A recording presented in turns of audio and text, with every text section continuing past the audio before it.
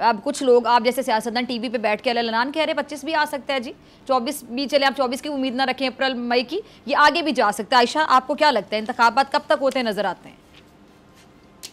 ये तो देखें, इलेक्शन कमीशन अब देखेगी, क्योंकि सारी पॉलिटिकल पार्टीज ने पार्लियामेंट के एक्ट के जरिए एम्पावर किया है इलेक्शन कमीशन को।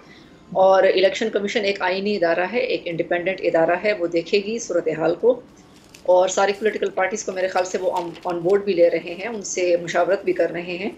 तो सारे जो इख्तियारात हैं वो इस वक्त इलेक्शन कमीशन के पास है। और मैं समझती हूँ कि जो सेंसस हुआ है उसके ऊपर एक तो बहुत ज़्यादा एक तो एतराज़ात भी उठाए जा रहे हैं। जो सेंसस इन्होंने अप्रूव किया पॉलिटिकल पार्टीज़ ने, क्योंकि उनको पॉलिटिकल पार्टीज़ को चाहिए था कि वो जो एतराज़ात थे कि बलूचिस्तान की आबादी कम हुई, कराची की आबादी कम हुई और खैबर पख्तूनख्वा की आबादी कम दिखाई गई, तो कम अज़ कम वो एतराज़ात वो उसमें अपने नज़र में लेते और उसके बाद उसके ऊपर साइन करते उस सेंसस के ऊपर। अब जब उन्होंने साइन कर दिए हैं तो अब उनको ये भी देखना चाहिए था कि सीटें फिर क्यों नहीं बढ़ी।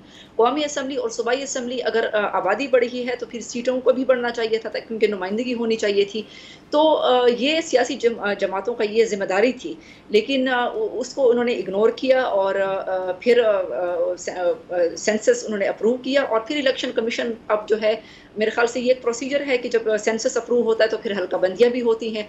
तो अब हल्का बंदियों में कितना टाइम लगता है, मैं तो समझती हूँ कि इस सारे प्रोसेस में इलेक्शन कमीशन को ये देखना चाहिए कि हल्के जो सूबाई और कौमी असम्बली की सीट्स हैं उनका भी इजाफा होना चाहिए, ताकि जब इलेक्शन हो तो कम अज़ कम आवाम की प्रॉपर नुमाइंदगी तो हो। ये ना हो कि जो है वो एक सिर्फ खाना पूरी हो जाए, इलेक्शंस हो जाएं और आवाम के जो एतराज़ात हैं या आवाम की नुमाइंदगी है वो सही तरीके से ना हो। अच्छा, दूसरा आपने क्वेश्चन किया कि डॉलर को किस तरीके से हम स्टेबलाइज कर सकते हैं। मैं समझती हूँ कि जिस तरीके से आप, क्योंकि क्लाइमेट चेंज में हम तो रोना रोते हैं कि क्लाइमेट चेंज में हमारा रोल इतना ज़्यादा नहीं है, वो ठीक है क्योंकि इंडस्ट्री हमारी बंद पड़ी है। लेकिन बात यह है कि हम जो फर्नेस ऑयल 80% पाकिस्तान का जो एनर्जी है, बिजली है, वो फर्नेस ऑयल से बनती है। और फर्नेस ऑयल आपको स्टेट बैंक को खाली करके डॉलर सारे जो है वो बाहर दे के आपको इंपोर्ट करने पड़ती है फर्नेस ऑयल, और उसके ऊपर आईपीपीज आपकी बिजली बनाते हैं। दूसरा यह है कि इन्होंने बात की स्मगलिंग की, स्मगलिंग भी हो रही है। फिर हमारे शुगर मिल्स, जो महंगाई है उसमें हमारे शुगर मिल्स भी हैं, हमारा गंदम स्मगल हो रहा है, हमारी चीनी भी एक्सपोर्ट की जाती है।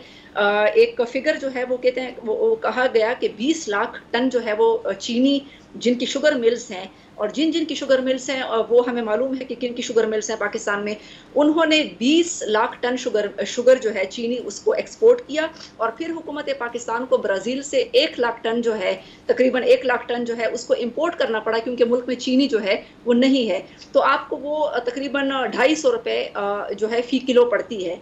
तो हमारे मुल्क में जिम्मेदार सिर्फ हुकूमत नहीं है, हमारे मुल्क में सब जिम्मेदार हैं, जो जिनकी शुगर मिल्स हैं, जिनकी आटा मिल्स हैं, जो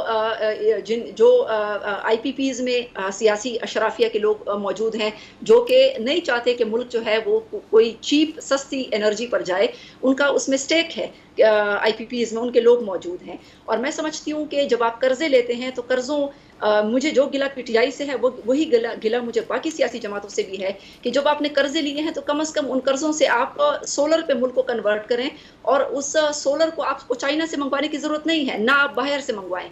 आप सोलर के कारखाने पाकिस्तान में कायम करें, वहां पर सोलर पैनल्स बनाएं। हमारे मेरे ख्याल से चाइना से तो हमारे ठीक है, सोलर के कारखाने फिर पाकिस्तान में कायम होने चाहिए। ठीक, पीपल्स पार्टी बैठ सकती है, लिबरल पार्टी है और कुछ भी हो सकता है। और सियासत में बाकी कहा जाता है कि कुछ भी हरफ आखिर नहीं होता, कभी भी किस पे आपने माजी में तनकीद की हो, आगे जाके आप इकट्ठे भी हो सकते हैं, एक मौके पे आप सब एक पेज पर जब होते हैं तो आप इकट्ठे भी हो सकते हैं। लेकिन सवाल ये कि पाकिस्तान तहरीक इंसाफ के बारे में जो कहा जाता है कि वो किसी से बैठने के लिए तैयार ही नहीं होते, उनका मिजाज कुछ इस किस्म का है, तो पीपल्स पार्टी अगर बैठना चाहे फ्यूचर में उनके साथ तो वो भी फिर यही सोचेंगे।